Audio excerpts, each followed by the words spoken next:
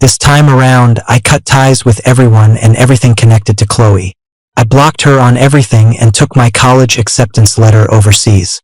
For the past few years, the goal was to stay on opposite sides of the planet. I was abroad, Chloe was in the States. Any news about her I ignored. When she was on break, I had class. When I was on break, she was in school. She worked in the US, I worked abroad. In my past life, I gave up a scholarship to a university abroad for Chloe. I gave up my career to be a house husband for her. I loved her for 30 years, my entire life, and she took it all for granted and threw it away. The day I died in a car crash, she was ecstatically getting married to another man. She was a user, always chasing what she couldn't have and tossing aside what she got. I wasn't going to live that life again. Watching the crowds flow through the airport, I pushed my suitcase along. My plan was to handle my mother's funeral and then say goodbye to this place for good. I hailed a cab and looked out at the city that no longer felt familiar. I'd lived here for over a decade, but I'd been gone for 6 years, and in that time, I hadn't paid any attention to what happened here.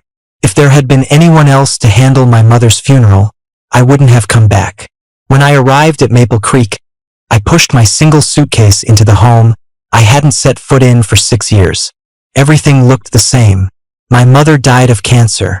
In her final days, she called me more than once, begging me to come back, but I ignored her. Other than sending money for her living expenses and covering all her medical bills when she was bedridden, I did nothing else. I figured I'd done more than enough. When my mother was young, she was wild. She couldn't be tied down and she lived for herself. The pressure and burden of life fell entirely on my father, who worked himself to an early grave before he even hit 40. She never raised me when she was young, so when she was old, I just fulfilled my basic duty. A simple repayment for the gift of life. I watched as she was cremated at the funeral home. I was pretty much the only one there to handle things. She never took responsibility in life, so it was no surprise no one came to see her off in death. Otherwise, why would I have had to come all the way back to deal with her arrangements? I placed the urn in the niche, left a bouquet of flowers and some fruit, and that was it. I wouldn't be back. This was the one and only thing I'd ever give her. Leo, you finally decided to come back? Did you know that in the end, your mom just wanted to see you one last time, but she couldn't? How could you be so cruel? Chloe stood in the cemetery, dressed in a long, black overcoat. I glanced at her but couldn't be bothered to respond. She's always like this, thinking I should revolve around her, that I can't live without her. That's why she could brush me off and criticize me without a second thought. But I wasn't going to put up with it anymore. As I walked past her, Chloe grabbed my arm. Leo, are you still mad? It's been 6 years. You left the country without a word and cut off contact with everyone. I couldn't find you no matter how hard I tried. Do you have any idea how many times I flew overseas looking for you? I looked at her calmly. See? She's still the same, acting like she's the deeply devoted one. She could get drunk and wait for me outside my apartment after I left. She could search for me like a madwoman, and everyone around us would think she was crazy in love with me while I was the cold, heartless one. But who knew that she was the one who broke up with me? That she was the one getting way too close to Ethan? I was just giving her what she wanted. What right did she have to question me?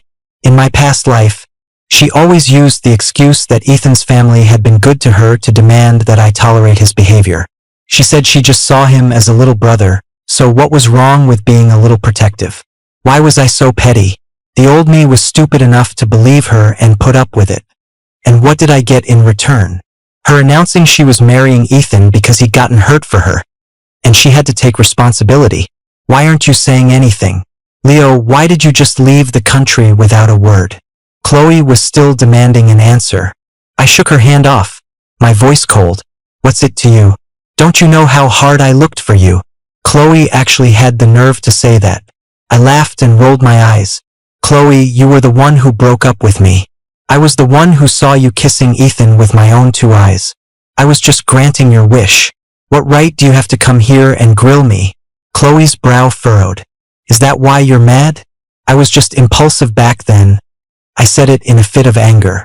It was your fault for constantly going on about me and Ethan. I just wanted to piss you off. And I already explained it to you. I only kissed Ethan because we were playing a game at a class reunion. I pique da dare. It was just a game. I couldn't let him lose face. Could I? She said it all with such self-righteous conviction.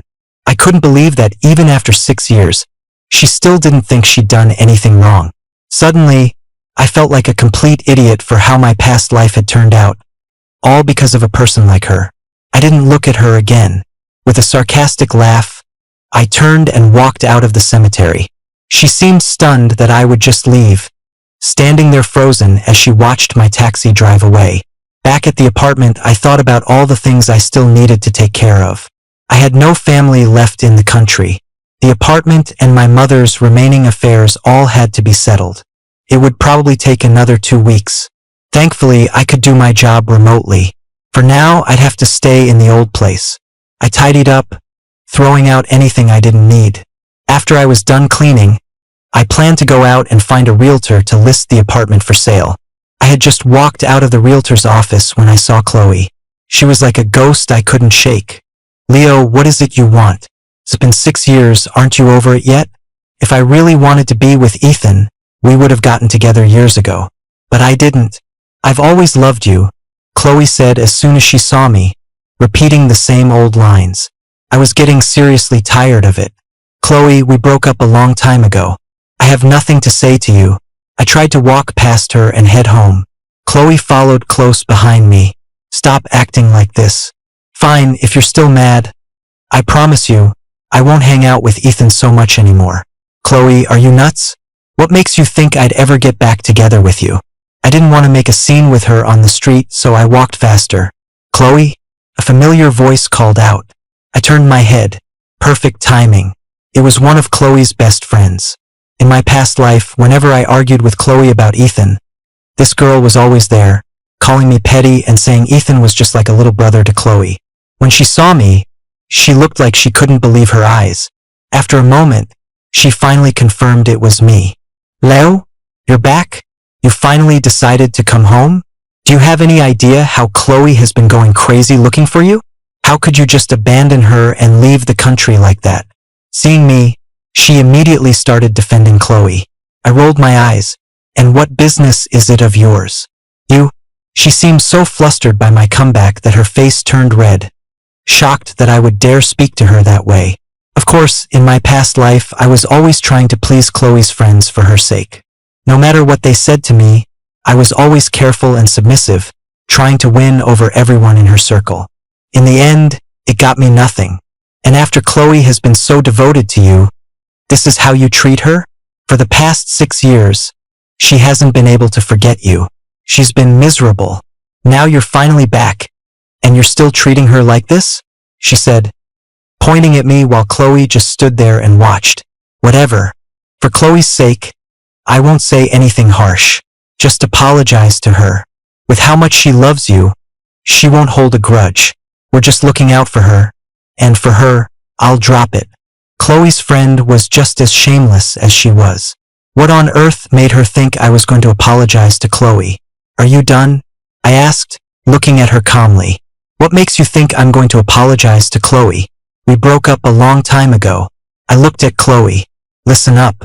And when you go back, make it clear to your little clique of so-called friends. You were the one who broke up with me, and I saw you kissing Ethan with my own eyes. Why should I pretend nothing happened? You can't just do whatever you want. The world doesn't revolve around you. And one more thing," I added. "If you let your friend point her finger at me again, next time I'll break it." Cut the drama. I turned and walked away. Chloe seemed shocked that I would air all of this out in public. She stood there, stunned, as her friend watched me leave.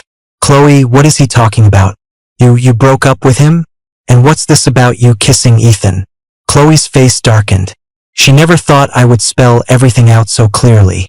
She probably assumed I'd be like my old self, blaming myself for everything even when it wasn't my fault, never explaining anything just to protect her, and letting everyone misunderstand me. Chloe ignored her friend's questions and hurried in the direction I had gone. I went to the supermarket to pick up some daily necessities, then grabbed dinner before heading home. From a distance, I saw someone sitting by the flower beds downstairs. Who else could it be but Chloe? She looked drunk. I pretended not to see her and walked past. But when she saw me, she grabbed onto me like a madwoman. Why? Yes, I was the one who broke up with you.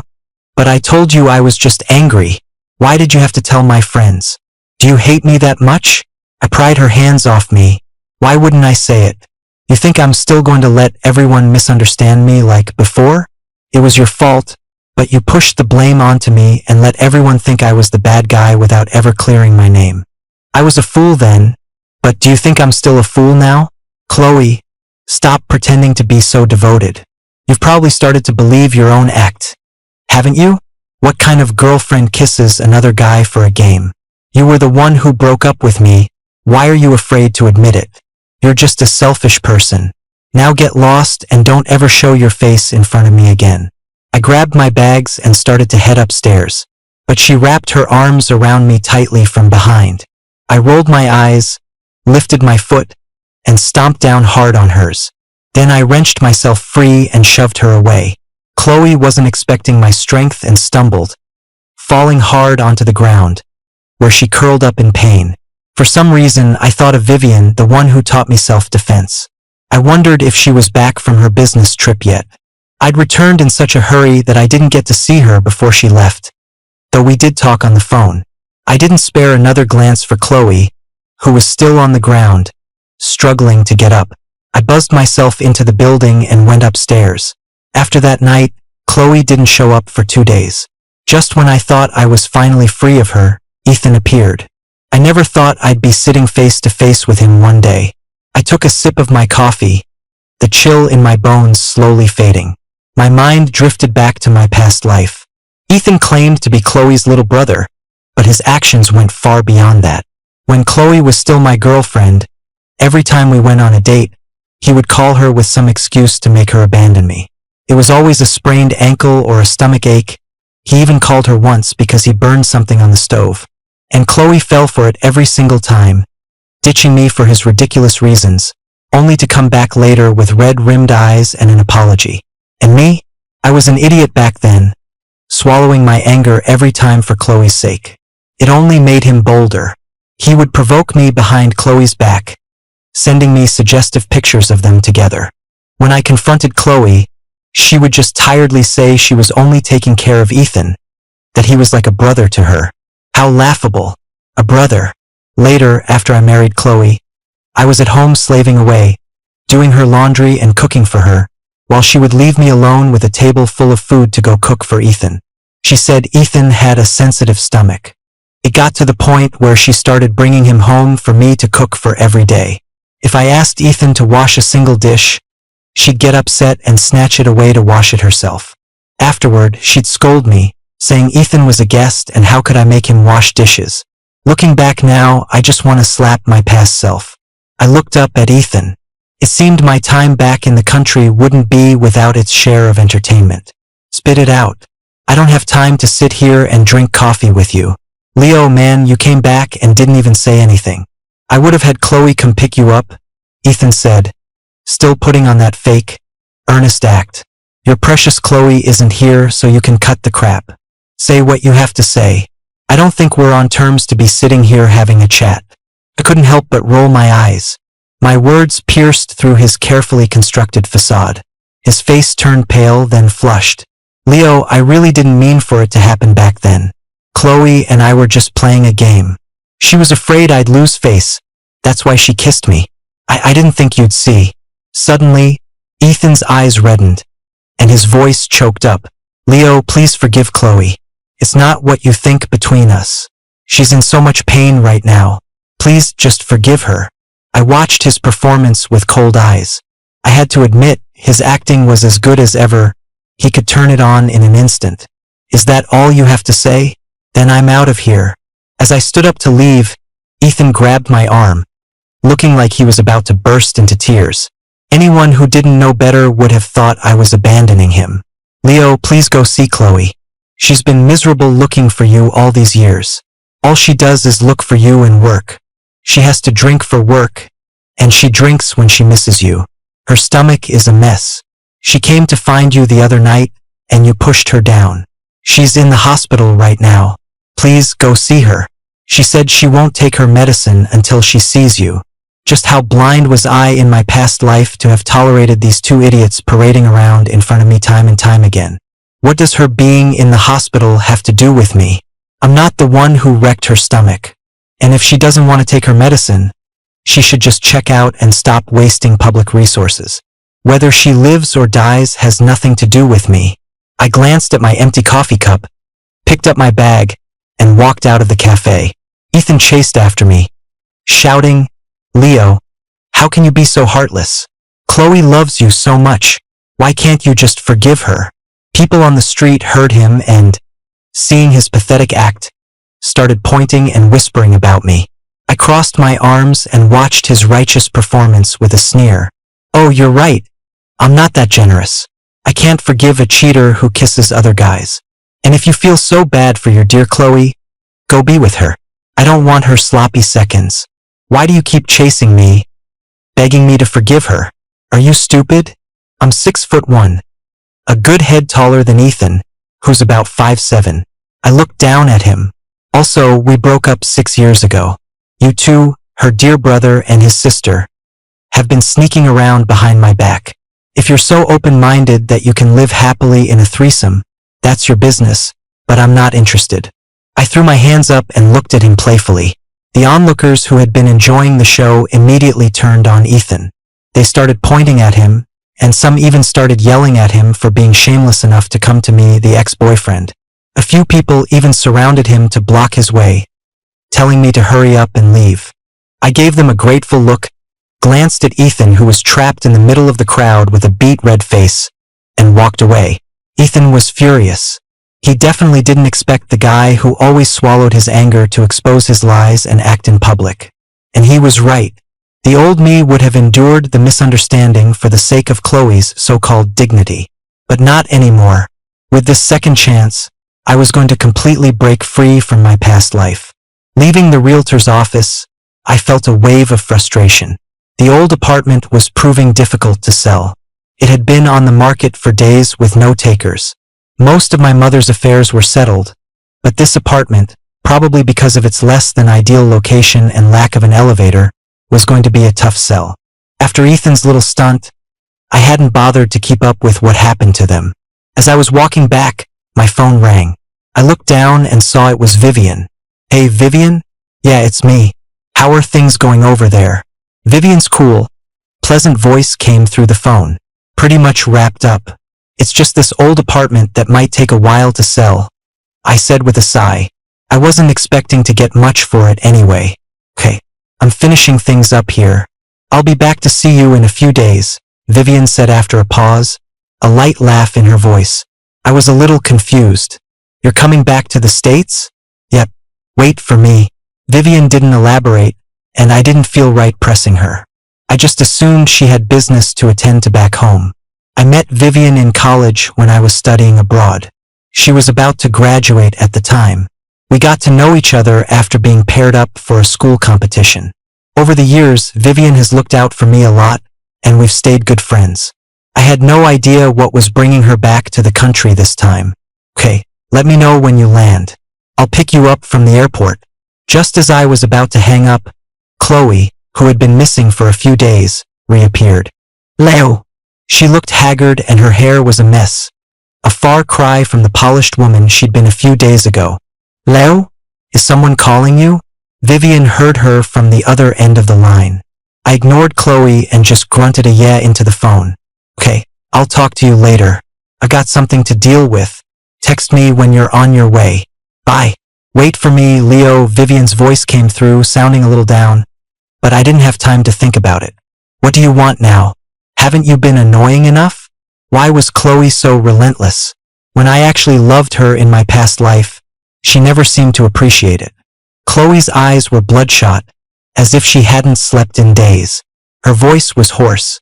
"Leo, what do I have to do for you to forgive me? Why won't you believe me no matter what I do or how I explain it? What will it take for you to stop being angry?" I suddenly found it hilarious. Did Chloe really think I was just throwing a tantrum? Who holds a grudge for 6 years? She was insane. I walked past her, not wanting to get into another pointless argument. Why won't you believe me? I told you there's nothing between me and Ethan. I just see him as a little brother. His family was good to me, so I just look out for him a little more. What's wrong with that? Do you have to be so petty about everything? Chloe screamed, her usual gentle demeanor gone. Chloe, don't be like this. I'm sorry, it's all my fault. I shouldn't have let Leo misunderstand. I don't know when Ethan showed up. My head started to ache. These people were so clingy and self-righteous. Without a second thought, Chloe turned to comfort Ethan. It's not your fault, Ethan. There's nothing like that between us. What right does Leo have to misunderstand? Our consciences are clear. Chloe, it is my fault. I'm sorry. I didn't know Leo cared so much. I'll stay away from you from now on. Ethan started with his pathetic, sympathy-seeking act again. Chloe looked at me, furious. She never thought she was wrong, it was always someone else's fault. She saw herself as gentle, generous, and elegant. But in reality, she was just a selfish and cold person. Chloe took it for granted that I should revolve around her. That's why, even after I disappeared for 6 years, she just thought I was sulking. She thought a little coaxing and an apology would be enough to win me back. Suddenly, it all felt so pointless. The unresolved anger from my past life, the painful escape and 6 years of healing after my rebirth. It all seemed meaningless. Maybe it was time to let go. The obsessions that haunted my death, the healing in this new life, anything and everything related to Chloe needed to be put behind me. Chloe, is this really necessary? I suddenly feel like this is all so pointless. Seriously, let's just drop the act. Who are you putting on this life or death drama for? I laughed, feeling like it was time to cut all ties and start my life over. If you two can't let it go, if you still think I'm the same pathetic, easy to manipulate Leo from before, you're wrong. Since you won't leave me alone, let's just lay all our grievances out on the table, loud and clear, and then go our separate ways. I don't have time to play along with your drama tonight. Tomorrow, 2 o'clock in the afternoon at the Grove. I'll be waiting for you. I left the two of them standing there, stunned, and went upstairs.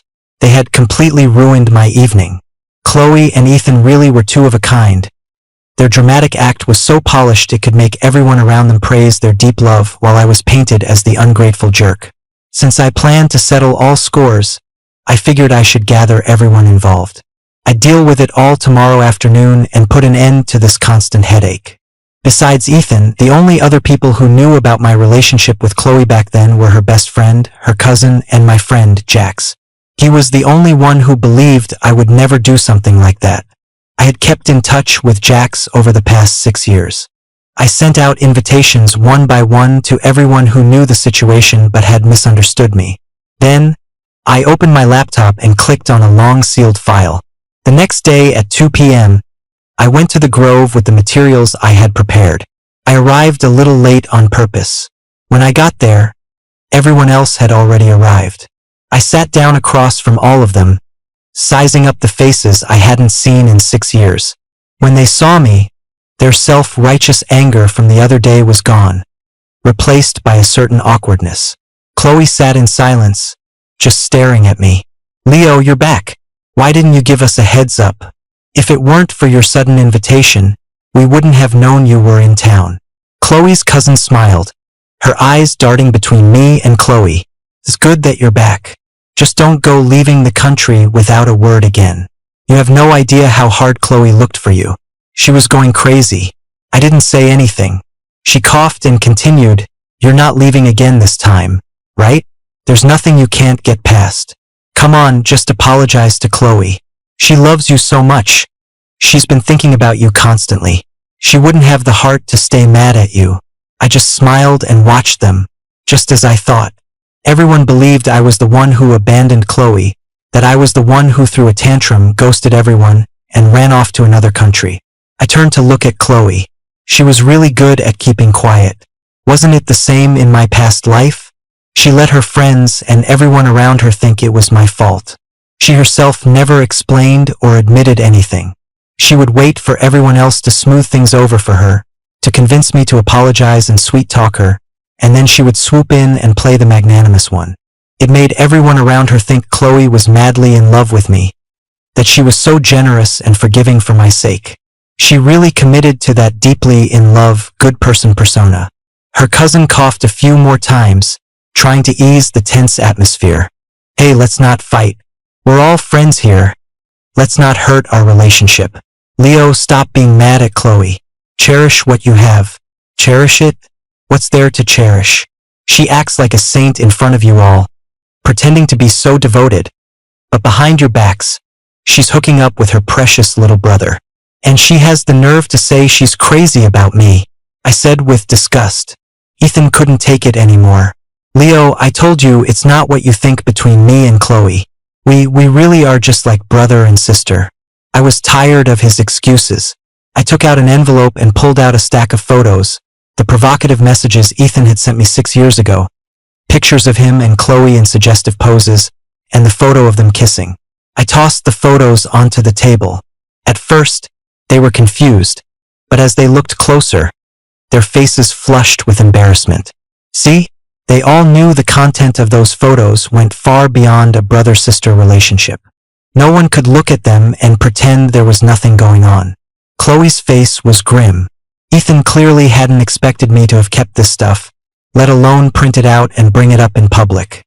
His face went pale, his lips trembling as he tried to think of what to say, or rather, how to defend himself. Chloe, today, in front of everyone, do you dare to admit that 6 years ago you were the one who broke up with me? I was completely calm. I just looked at Chloe's dark expression. 6 years ago, you broke up with me out of the blue. I called you hundreds of times and you didn't answer. I went to your apartment but you were gone on a business trip. You were the one who broke up with me, and you were the one who disappeared. What right do I have to not leave the country? We were already broken up when I left. How dare you say I abandoned you? 6 years ago, I had been arguing with Chloe for a week straight about her kissing Ethan. She got fed up with my nagging and broke up with me. Of course, I didn't want to. After the breakup, Chloe left on a business trip. I couldn't reach her, and she wasn't at her apartment. Dejected, I collapsed on the street and woke up to find I had been reborn. So I grabbed my acceptance letter and got on a plane out of the country. Chloe, how could you let everyone misunderstand me? You just stood there watching them blame and criticize me, all while pretending to be so devoted to my face. I crossed my arms, my eyes cold and calm. Today, you're gonna set the record straight in front of everyone. Chloe closed her eyes. She probably never expected me to call her out and expose her act like this. Yes, 6 years ago, I was the one who broke up with you. But I was just angry because you kept nagging me. I said it in a fit of rage. I didn't contact you because I just needed some space. I didn't think you'd take it seriously. I laughed out loud. Chloe, what makes you think I have to revolve around you? What makes you think I have to tolerate everything you do, no matter what? You breaking up with me was just a fit of anger, you kissing Ethan was just a game, and you disappearing was just you needing space. What makes you think I would just wait around for you? Am I that pathetic? Who do you think you are, to assume I'd wait for you forever? You did all of it, but I took all the blame. When they were all pointing their fingers at me and yelling, why didn't you stand up and admit what you did? I pointed at her friends, then looked at Chloe. She looked like she wanted the ground to swallow her whole. I abandoned you? How ridiculous. You broke up with me and disappeared, and I just let you go. Then you come back from your business trip and put on this act of deep devotion, saying it was just words spoken in anger. Well, I was serious. I, Leo Davis, am not that desperate. I'm not going to be your lapdog. I went scorched earth on the whole table, and their faces burned with embarrassment. You, I said to her cousin, I respect you as her sister, but what gives you the right to tell me I have to put up with Chloe's crap? And you, I said to her friend, you had a lot to say before. Look at these pictures. What was that about Ethan being Chloe's little brother? Everyone at the table looked uncomfortable. When Ethan tried to say something else, I grabbed the photos from the table and threw them in his face. By sheer coincidence, the one that landed on him was the picture of him and Chloe kissing. Their expressions changed instantly. And you, I said to Ethan, stop playing the victim, crying at the drop of a hat. Who's bullying you? Whenever I was on a date with Chloe, you either had a sprained ankle or a stomach ache. You even called Chloe because you burned something on the stove. A little brother? What kind of brother has no shame and no boundaries? I was just doing you two a favor, letting you be together. So what's the problem? I gave you what you wanted, but you're still not happy? Why are you still chasing after me and bothering me? Are you both just gluttons for punishment? I finished my tirade and poured myself a cup of tea. The table was silent. They had never imagined this was the truth.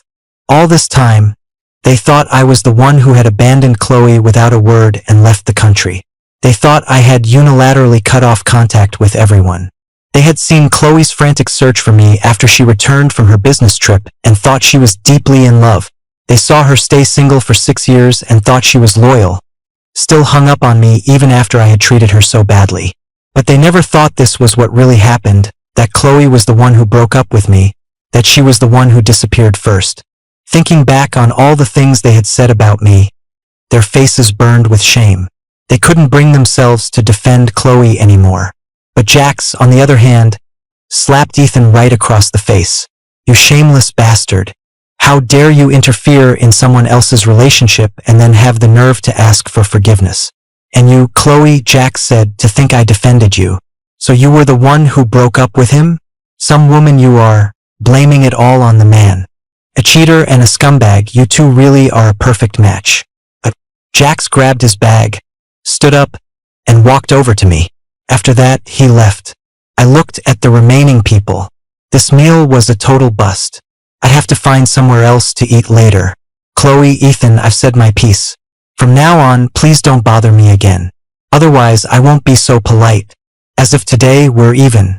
We'll go our separate ways and never see each other again.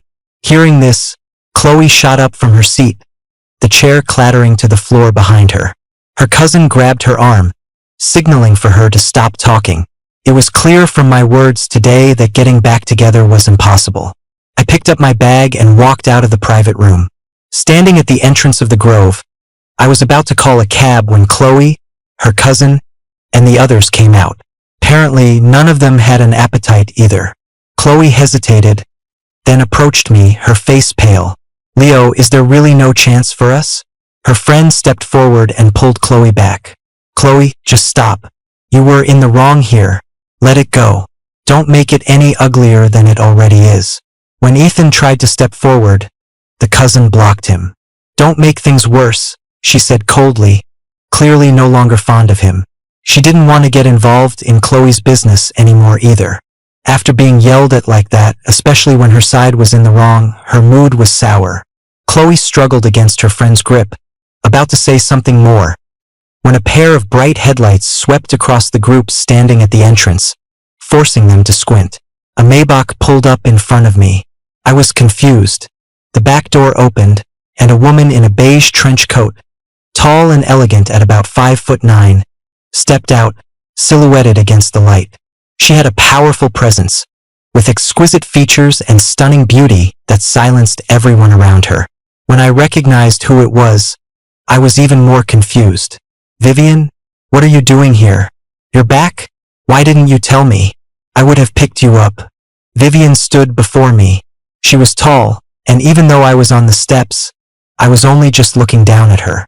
She was certainly statuesque, easily matching Chloe, who was around 5'7".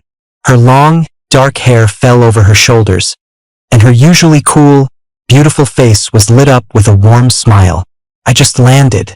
It was a last-minute thing, so I didn't tell you ahead of time. I heard you were here, so I came over. She glanced at the group behind me and raised an eyebrow. Is your dinner over? Want me to give you a ride home? Perfect. I was tired of dealing with the clueless Chloe anyway. I nodded and got into Vivian's car. Leo, who is she? Chloe couldn't hold back any longer. She broke free from her friend and ran toward me. I ignored her and got into the car. Vivian blocked Chloe's path, her eyes narrowing as she looked at her. Ms. Liu, she said with a warning tone, I believe Leo has made himself perfectly clear. Please stop harassing him. Otherwise, I will have to consider taking further action. Vivian didn't even seem to register Chloe as a threat. Before getting into the car, she added, and you don't get to call him Leo anymore, Ms. Lu." All Chloe could do was watch as the car drove away, her eyes red, her face pale and ugly. Even her friend was fed up. "Chloe, stop it. Leo made himself clear. Besides, you were the one who broke up with him. You..." She trailed off, not bothering to finish, and just walked away. Her cousin shook her head, patted Chloe's shoulder, and left too. Only Chloe and Ethan remained at the entrance of the grove, their expressions grim. The sky gradually darkened, and the streetlights flickered on, their light streaking across the car window. I was still a little surprised to see Vivian suddenly appear. "I thought you said you had a few more days. Why are you here today?" Vivian seemed to be in a good mood. "Yeah, I pulled an all-nighter and got everything done, so I came today." "So urgent?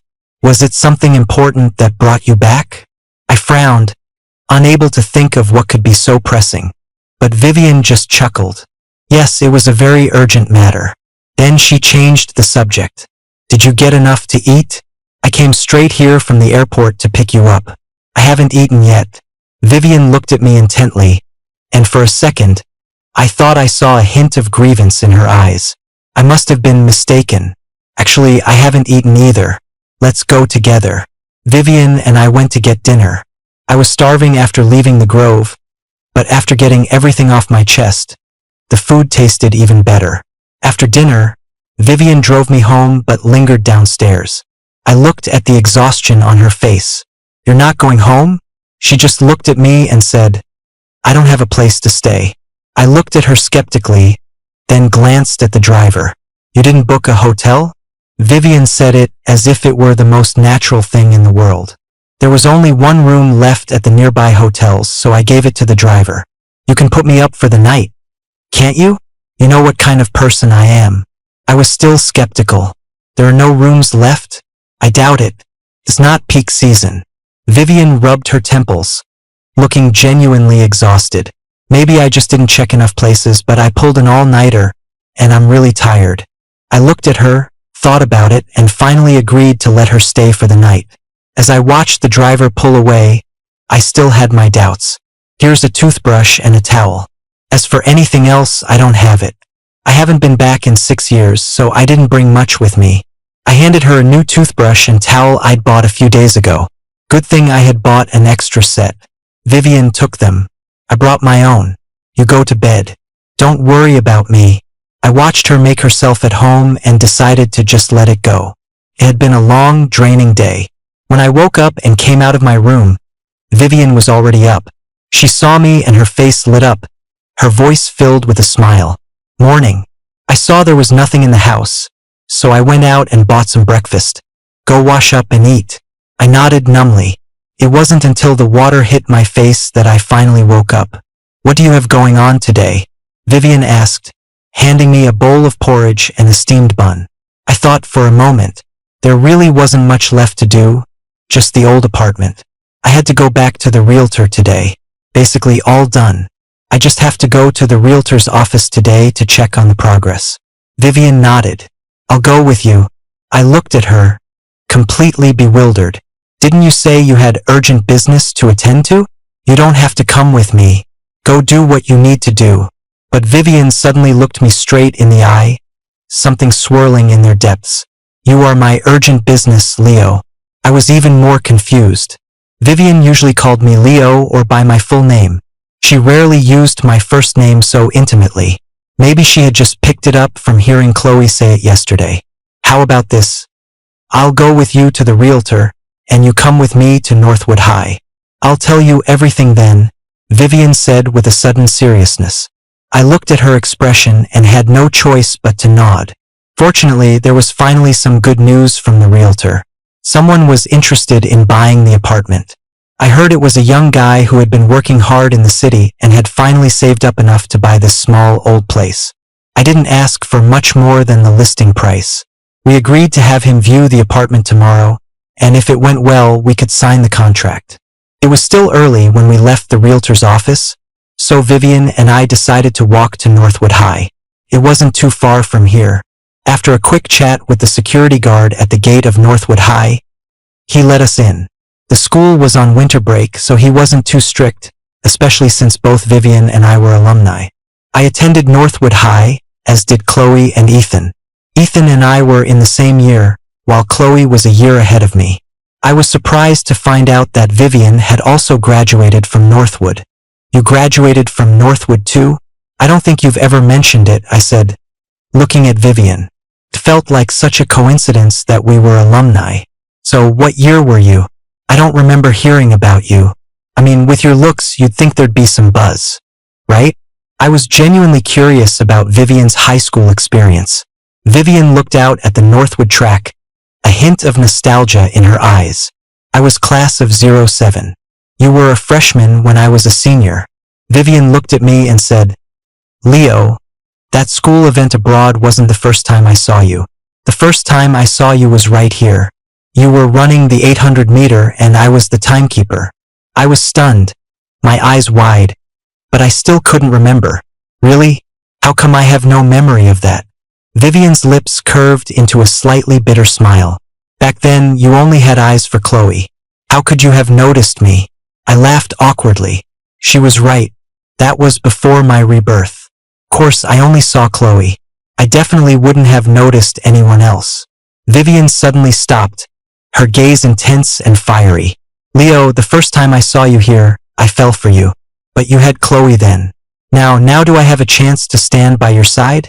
My mind reeled from the sudden confession. I didn't know how to respond. This is a little sudden.